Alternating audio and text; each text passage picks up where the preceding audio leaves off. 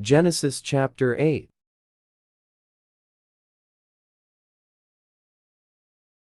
Then God remembered Noah, and every living thing, and all the animals that were with him in the ark. And God made a wind to pass over the earth, and the waters subsided.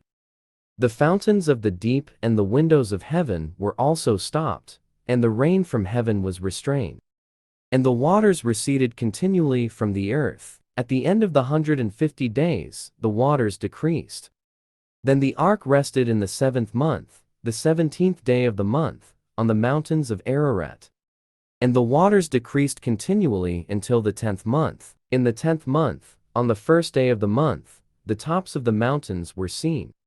So it came to pass, at the end of 40 days, that Noah opened the window of the ark which he had made.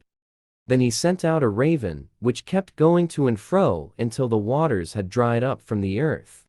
He also sent out from himself a dove, to see if the waters had receded from the face of the ground. But the dove found no resting place for the sole of her foot, and she returned into the ark to him, for the waters were on the face of the whole earth. So he put out his hand, and took her, and drew her into the ark to himself. And he waited yet another 7 days, and again he sent the dove out from the ark. Then the dove came to him in the evening, and behold, a freshly plucked olive leaf was in her mouth. And Noah knew that the waters had receded from the earth. So he waited yet another 7 days and sent out the dove, which did not return again to him any more.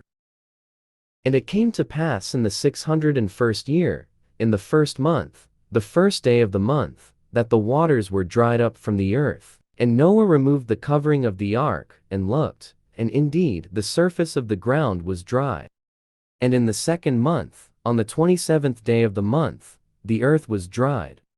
Then God spoke to Noah, saying, Go out of the ark, you and your wife, and your sons wives with you. Bring out with you every living thing of all flesh that is with you, birds and cattle, and every creeping thing that creeps on the earth, so that they may abound on the earth, and be fruitful and multiply on the earth.